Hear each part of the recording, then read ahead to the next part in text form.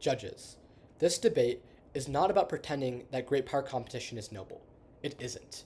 Superpowers compete because they want influence. They offer investment, trade, and security because it also benefits them. But that is exactly why developing countries are better off when there is more than one major power in the international system. Because when one superpower dominates, weaker countries often have to accept the terms they are given. But when multiple superpowers compete for partnership, developing countries have more room to negotiate and shape their own future. Before I begin our case, I want to define the key terms. By an international system, we mean the global structure of power, where countries shape major institutions, trade rules, security partnerships, and diplomatic norms. By a superpower, we mean a state with enough economic, military, diplomatic, and institutional influence to shape decisions far beyond their own geographical region. By developing countries, we mean countries with less economic capacity and less influence in global decision making, especially those trying to build infrastructure, industry, stable institutions, and long term growth. And by better, we do not mean perfect. Instead, we mean better comparatively. Which system gives developing countries more control over their development, more protection from coercion, and more ability to improve people's lives? That gives both sides a clear burden. On proposition, our burden is to prove that a multipolar world gives developing countries more agency and more practical leverage. Opposition's burden is not just to say that multipolarity has risks, because of course it does. Their burden is to prove that a world dominated by one superpower is safer, fairer, and better for developing countries than a world where they have multiple major partners to turn to.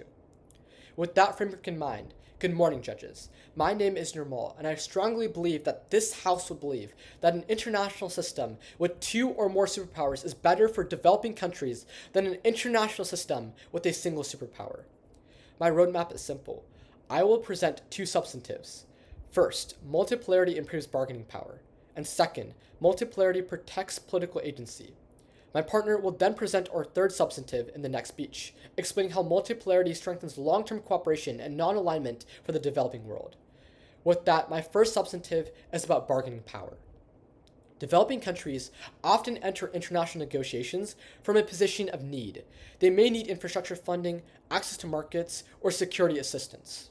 In a unipolar world, the dominant power can attach harsh conditions to those things because it knows the weaker country has fewer alternatives. That is the problem with monopoly power. When there is only one serious lender, one serious military partner, or one dominant gatekeeper to international legitimacy, the weaker state cannot negotiate on equal terms. It can ask for better conditions, but the other side knows that it has nowhere to go.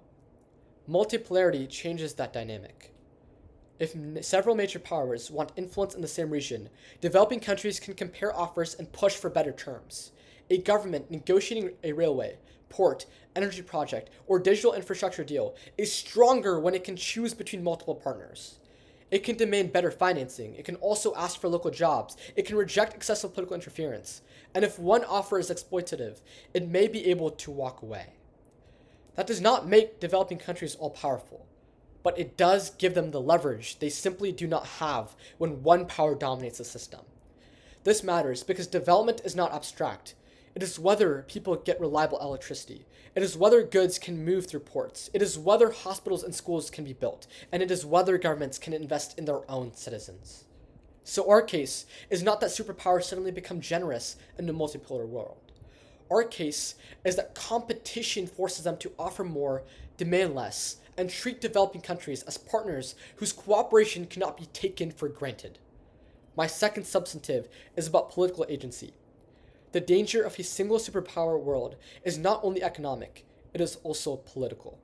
When one state dominates the international system, it often gets to define what responsible government looks like, what economic policies are acceptable, and which leaders deserve recognition or isolation.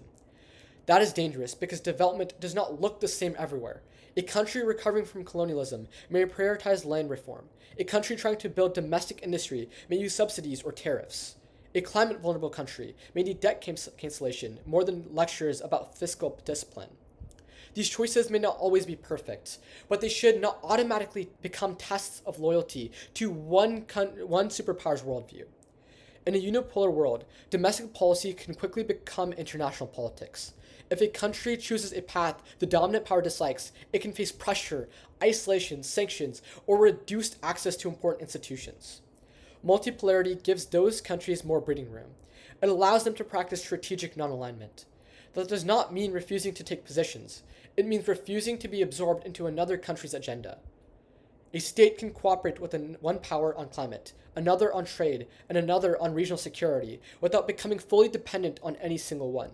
It can work with powerful countries where interests overlap while still protecting its own priorities. That matters because developing countries are not pieces on a global chessboard. They are states with their own people, histories, needs, and political choices. Opposition will likely argue that multipolarity creates instability.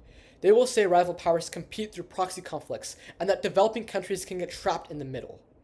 That risk is certainly real, but it does not win the debate. First, unipolarity is not automatically peaceful. A single superpower can still invade, sanction, isolate, or pressure weaker states. In fact, when there is no rival power capable of checking it, that coercion can become easier. Second, developing countries are not passive victims. They can still use regional organizations, international institutions, and non-aligned diplomacy to avoid becoming fully dependent on one camp. The question is then not which world has no danger, because no such world exists. The question is which world gives developing countries more ability to protect their interests when powerful states act selfishly.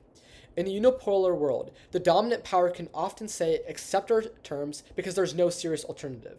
But in a multipolar world, developing countries can bargain harder, diversify their partnerships, and choose the path that best fits their own goals.